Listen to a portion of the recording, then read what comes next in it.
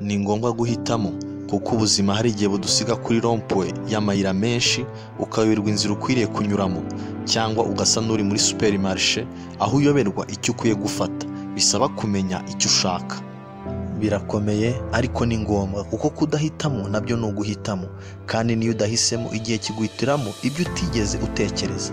Guhitamo n'imbaraga zirema ejo hazaza. Niyo mpamvu udakeneye umuhanuzi ukubwira iby'ejo. Niba ushaka kumenya iby'ejo, reba ibyo uri guhitamo uyu munsi.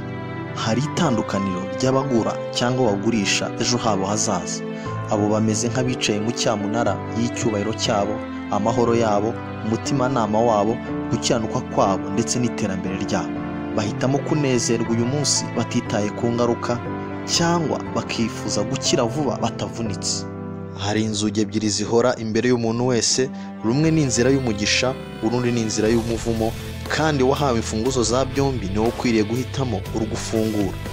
Hari ibitazahindurwa n'amasengesho usenga, bizahindurwa n'umuryango uhitamo kwinjiramo. Turasa n'abari muri ya ngobyi ya Edeni Adamu yahozemo.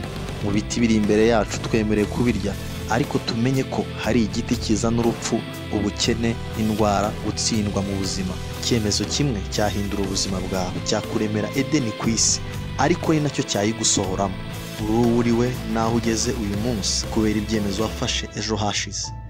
N'ejo hazaza hazagenwa n'ibyemezo ufata uyu munsi. Ushobora kuba wibaza icyo ugomba gukora, ufite amahitamo menshi imbere yawe, hari amajwi menshi, wagishije inama ariko ntubone igisubizo. Dore umuti ukeneye ni ukwitarura amajwi yose, ugatega amatwi ukumva ijwi rituje riguturuka inyuma kandi rizana amahoro mu mutima wawe. Mpamvu ijambo ry'Imana rivuga ngo nimujya kunyura iburyo cyangwa ibumoso, amatwi yawe azajya yumva ijambo riguturutse inyuma rivuga riti iyi niyo nzira muba ariyo mukomeze. Ni byiza kureba ingaruka zishobora kuva mu byemezo ufata, no kureba uwo uri we n'icyo amategeko cyangwa amabwiriza agutegeka. Ariko hejuru ya byose hari ijwi ukeneye kumva mu mutima wawe. Imana iguhe umugisha mwinshi, uhitamo neza.